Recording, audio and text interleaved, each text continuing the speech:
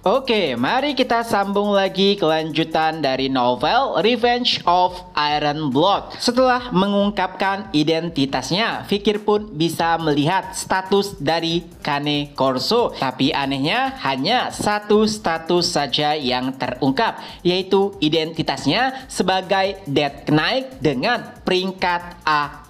Tentunya dari sudut pandang Fikir, peringkat Kane Corso tidak mungkin A+.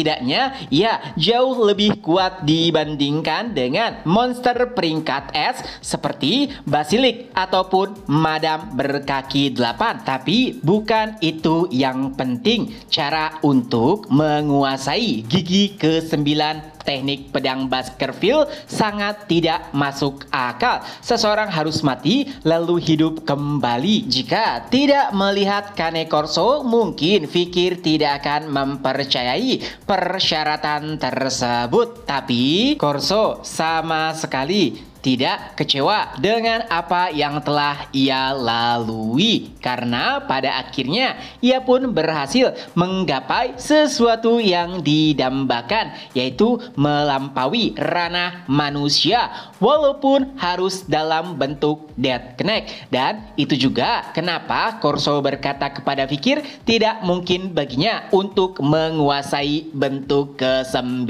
Lalu melihat ekspresimu, nampaknya kau memang benar-benar belum siap untuk menjadi Monster Tower selanjutnya. Fikir sejujurnya sama sekali tidak memahami perkataan Corso terkait dengan menjadi Master Tower. Tapi ada yang membuat Fikir lebih penasaran lagi, yaitu bentuk ke-10. Apakah memang ada? Dan jika ya, apakah Corso telah menguasainya? Sayangnya, bahkan Corso sama sekali tidak bisa mencapai ranah tersebut karena persyaratannya lebih tidak masuk akal, yaitu ia harus terlahir kembali tepat setelah kematiannya, yang artinya untuk mencapai bentuk ke-10, Corso yang saat ini adalah Death Knight harus dilahirkan kembali menjadi manusia, di mana persyaratan tersebut nampaknya adalah hal yang mustahil. Jadi Corso pun nampaknya harus berpuas diri dengan menguasai sampai bentuk ke-9 saja.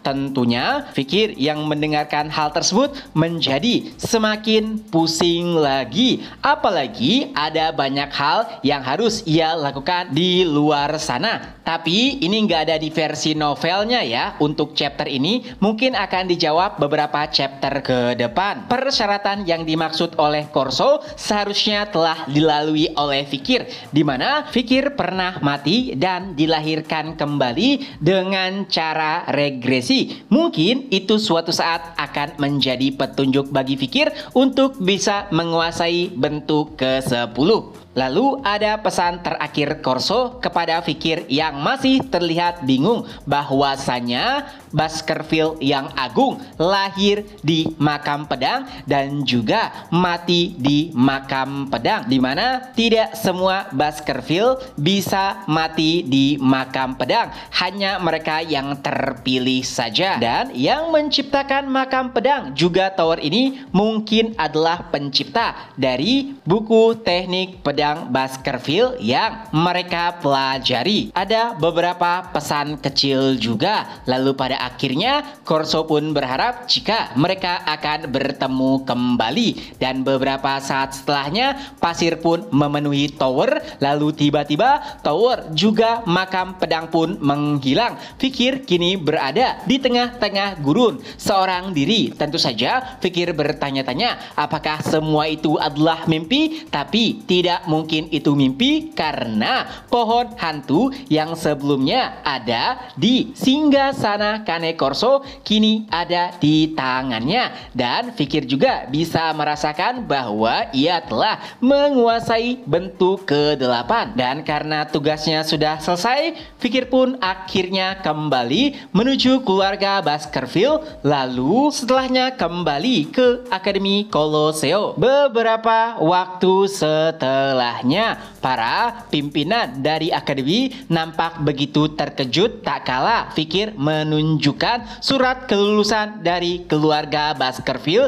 yang ditandatangani langsung oleh Hugo. Ini adalah sesuatu yang tidak pernah terjadi selama beberapa dekade terakhir. Ya, hampir semua yang mendapatkan misi dari keluarga Baskerville tidak mendapatkan surat kelulusan. Tentunya beberapa pimpinan akademi meragukan surat tersebut, tapi Profesor Banse pun membela Fikir sambil berkata, "Apakah kalian tidak mempercayai muridku?" Walau demikian, Profesor Banse begitu penasaran karena Fikir adalah yang terakhir kembali di antara 10 besar lainnya. Bahkan sudah 10 hari berlalu. Sejujurnya, Fikir juga tidak mengetahui konsep waktu saat ia berada di tower makam pedang. Jadi ia pun tidak menduga jika telah 10 hari berlalu semenjak waktu yang ditentukan. Tapi ada yang membuat lebih penasaran lagi, yaitu kenapa Fikir menjadi begitu terlambat. Lalu Fikir pun menjelaskan bahwa ada tugas tambahan yang diajukan oleh keluarga Baskerville, yaitu untuk mencari pohon hantu. Mendengar hal tersebut, tentu saja seluruh perwakilan nampak begitu terkejut, dan Profesor Banse pun menambahkan, "Fikir, apakah kau bercanda? Pohon hantu artefak legendaris yang diciptakan oleh leluhur keluarga Morg?" Fikir pun menjawab, "Ya." Walau demikian, sebagian pimpinan akademi masih menganggap jika itu adalah sebuah candaan, tapi tidak dengan Profesor Banse yang sangat mengenal Fikir.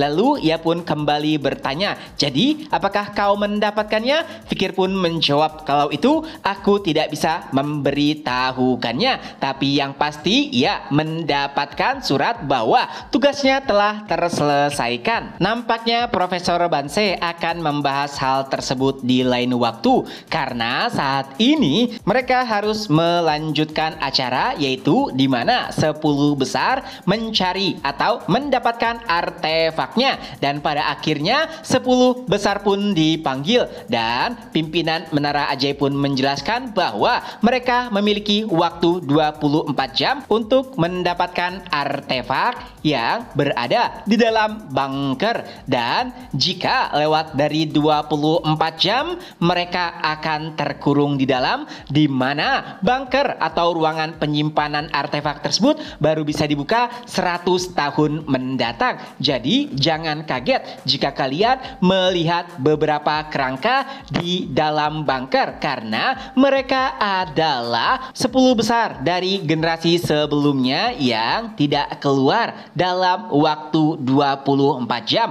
Yang artinya siapapun yang masuk tidak boleh tamak saat mendapatkan artefak, lebih baik untuk langsung keluar. Dan pada akhirnya 10 besar pun memasuki ruangan penyimpanan. Lalu setelah 23 jam berlalu, satu persatu murid pun keluar dari ruangan penyimpanan, dan mereka pun melaporkan artefak apa yang mereka dapatkan. Seperti Dolores mendapatkan cermin kejujuran. Lalu ada juga Bakiraga yang mendapat sarung besi raksasa. 3 kembar Baskerville mendapatkan 3 pedang kembar. Sinclair mendapatkan topi uang, di mana topi tersebut bisa meningkatkan kekuatan pemiliknya, hanya saja harus mempersembahkan uang. Walaupun Sinclair adalah anak yang miskin, tapi ia tetap senang mendapatkan artefak tersebut. Hohenheim mendapatkan tongkat sihir. Loveguard mendapatkan artefak yang berkaitan dengan cinta. Lalu Grenoil mendapatkan pin ajaib. Tapi anehnya, sampai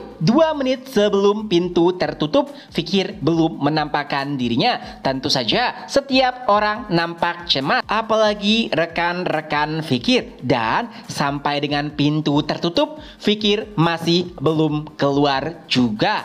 Profesor Banse yang menyadari hal tersebut pun langsung meminta agar pintu gerbang dibuka kembali. Tapi sayangnya mereka tidak memiliki kemampuan tersebut karena sistemnya sudah dirancang dari ribuan tahun yang lalu. Jadi hanya bisa dibuka 100 tahun sekali. Setiap orang nampak begitu histeris saat mengetahui bahwa Fikir terjebak di dalam, termasuk Dolores. Tapi hal tak terduga pun terjadi. Tiba-tiba mereka mendengar sebuah suara misterius yang mana ternyata suara tersebut berasal dari dinding penghalang ruangan penyimpanan yang seperti dirobek dari dalam. Dan dari sana Fikir pun keluar dengan wajah datarnya lalu berkata, "Oh maaf, aku sedikit terlambat. Dan apakah aku harus melaporkan artefak yang aku bawa?" Ya, kala itu Fikir membawa sesuatu yang nampak seperti kalung. Saat ingin menjelaskannya, seseorang pun menghampiri Fikir lalu memeluknya. Itu adalah Sinclair dan disusul oleh Tudor dan yang lainnya. Bahkan Dolores ikut serta menghampiri Fikir. Setiap orang nampak begitu khawatir karena mereka hampir saja meyakini Fikir akan terjebak di dalam dan tidak pernah keluar lagi. Tentu saja tidak hanya rekan-rekan Fikir, bahkan para profesor juga begitu penasaran bagaimana cara Fikir merobek penghalang dari ruang penyimpanan. Sebagai informasi, untuk membuka pintu tersebut butuh persetujuan dari 4 pimpinan akademi dan itu juga tidak bisa sembarang langsung dibuka. Lalu jika ingin dibuka paksa dengan cara menghancurkan penghalang, itu hanya bisa dilakukan dari dalam. Jika dari luar, bahkan seorang Sword Master peringkat tinggi tidak akan bisa membukanya. Dan jika itu dari dalam, setidaknya harus merupakan Sword Master peringkat tinggi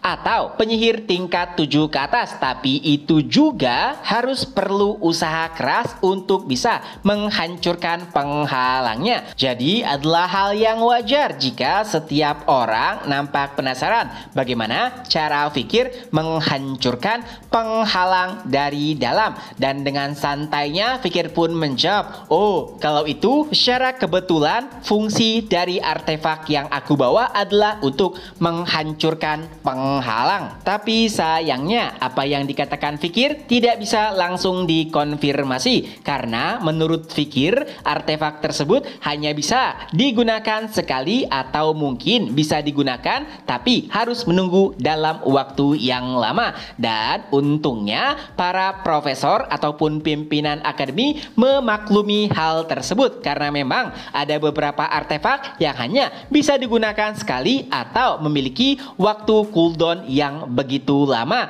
Dan untuk memastikan hal tersebut, beberapa penyihir pun memeriksa artefak Fikir dan ternyata memang benar kemungkinan artefak tersebut tidak bisa digunakan lagi. Tapi ada yang lebih membuat setiap orang penasaran, yaitu artefak yang dibawa oleh Fikir nampaknya adalah sebuah tempat yang seharusnya digunakan untuk menyimpan artefak. Tapi entah kenapa bentuknya menjadi lebih kecil sehingga bisa dijadikan sebagai kalung. Pimpinan Menara Ajaib pun bertanya kenapa Fikir mengambil benda tersebut yang mana tidak tercatat sebagai artefak. Lalu Fikir pun menjawabnya, "Karena berada di dalam dan digunakan untuk menaruh artefak, jadi aku pikir ini juga adalah bagian dari artefak itu sendiri. Itulah kenapa aku mengambilnya." Lagi-lagi sangat disayangkan mereka tidak bisa mengkonfirmasi artefak tersebut karena sudah tidak bisa digunakan lagi.